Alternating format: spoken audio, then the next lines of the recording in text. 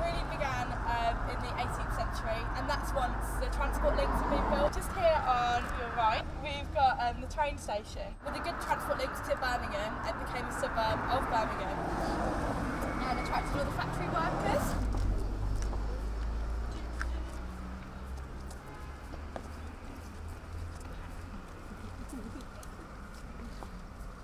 The first one's a little while away.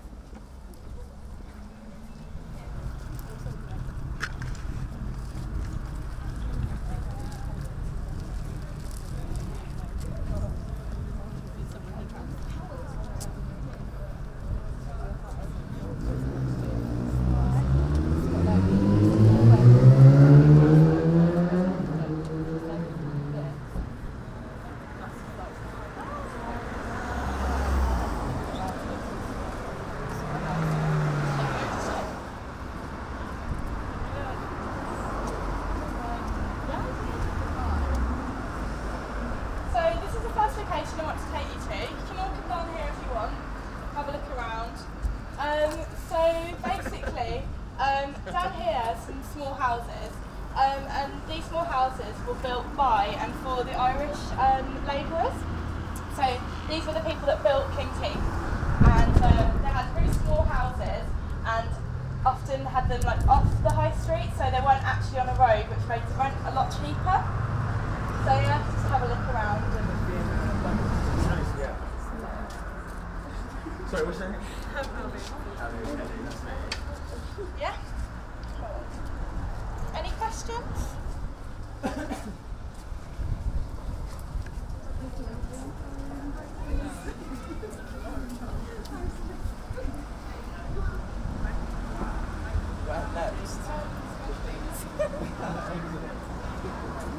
I love this concept. I think we should do this all the time. That we get a sort of a place that you've never been and never possibly go to. Yeah. And if you can sell it, then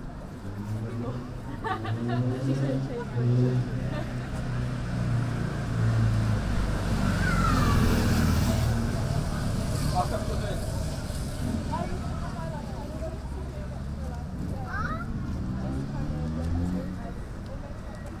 Okay. This is the Kingsway. It was an old picture house. And it's a beautiful 1920s Art Deco building. Yeah, its original use was a picture house, and my nan used to come here on a Sunday to come and watch a film with her friends. She used to go with a friend who, she used to say she had like a white streak in her hair, and she was like quite well known in the area for being quite rowdy, and wasn't actually allowed in the building anymore. So anyway, after it had finished being a picture house, it became a bingo hall. And then in the recent years, it was actually burnt down, and now all that remains is a mass of black charcoal. So yeah, this is a Queensway.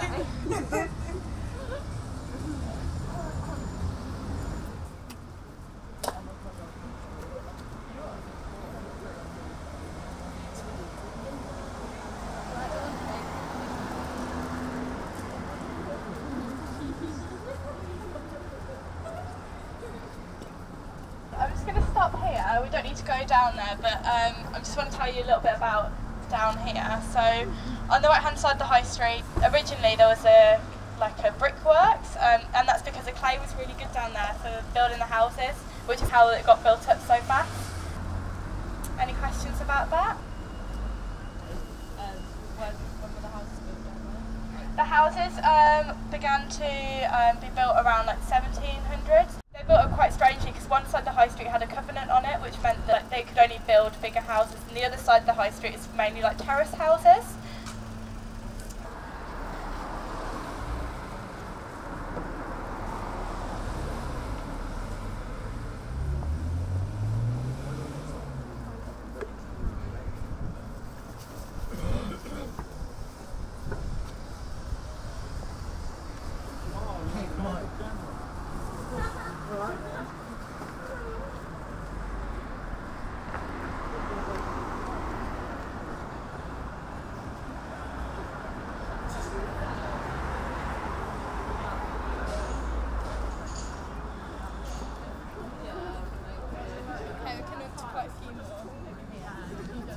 Just across here is the Hare and Hounds.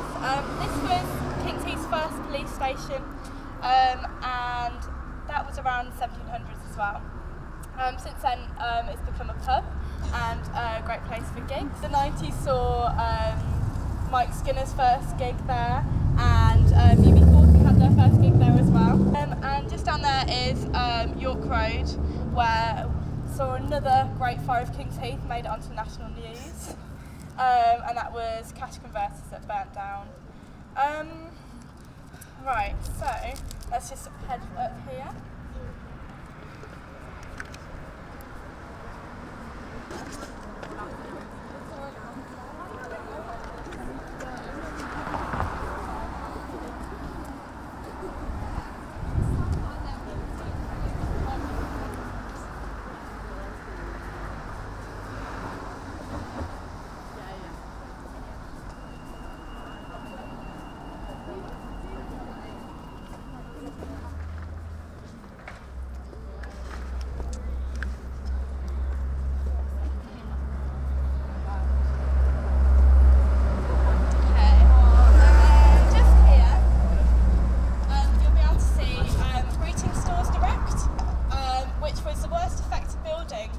In the 2005 tornado, the biggest tornado to hit the UK in 70 years.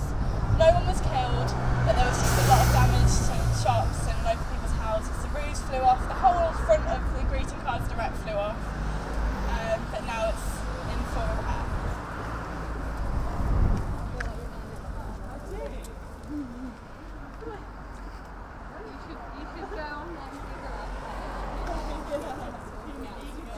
Right here we have All Saints Church, and just down the bottom of the road, Vicarage Road, is King's Heath Park, and in the middle of King's Heath Park is Victorian tea rooms, which originally was tea rooms, and then during the war became a hospital.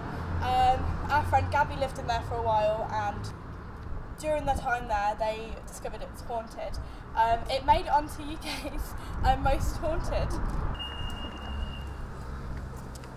So now we're down at the bottom of the high street, and I just want to describe to you what's further ahead. Red Lion, which was originally where the folk club started and what started the folk scene in King's Heath during the 70s, and which later moved to the Hare and Hounds, which we visited earlier. But also, if you go further down the high street, the final location is Colmore Primary School, which was used as another hospital for the soldiers during the war as well. And that's where I went to school.